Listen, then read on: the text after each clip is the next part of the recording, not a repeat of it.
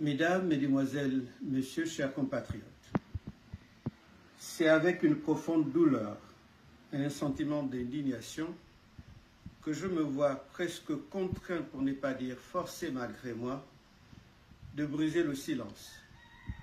Ce silence imposé par la patience et l'espoir laisse aujourd'hui place à la parole afin de m'adresser solennellement aux autorités de notre pays. Mon propos s'oriente particulièrement vers les ministres en charge de la fonction publique, des comptes publics et de l'économie, dont les responsabilités semblent s'étioler face à une réalité affligeante. Une réalité où des serviteurs de l'État ayant loyalement consacré leur vie à la République se trouvent aujourd'hui relégués à un statut indigne. Une réalité où ces hommes et femmes sont poussés à la précarité, réduits à quémander leurs droits pourtant acquis par le travail. Cette déclaration n'est pas un acte de défiance, mais un appel pressant.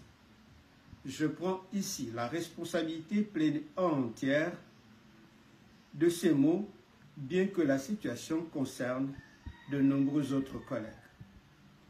Depuis plusieurs mois, nous avons suivi toutes les voies légales adressant des demandes d'audience et des correspondances aux différentes autorités de tutelle.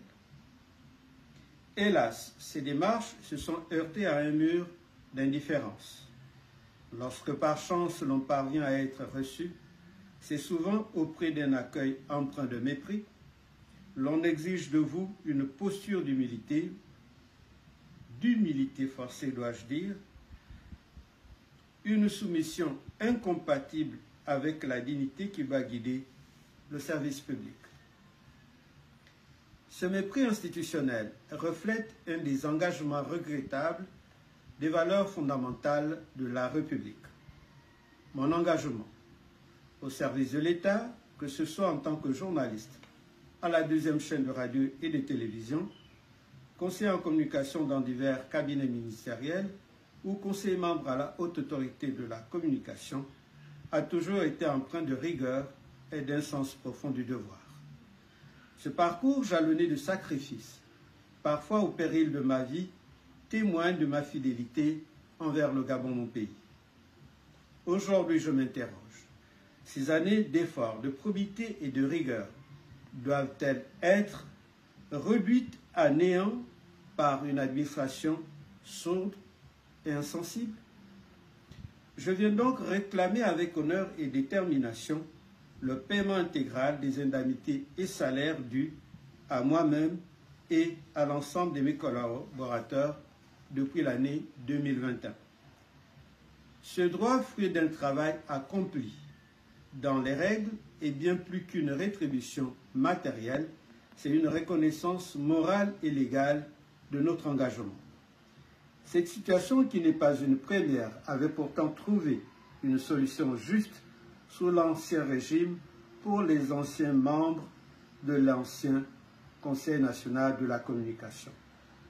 Pourquoi donc, dans un contexte où la justice et la transparence sont mises en avant, sommes-nous confrontés à un tel immobilisme? Comment justifier que des correspondances adressées au président de la transition, président de la République, le général Brice Clotaire Oligui Nguema, soient restées sans suite? Devons-nous comprendre que certaines préoccupations méritent l'attention présidentielle, tandis que d'autres, comme c'est notre cas, bien que légitimes,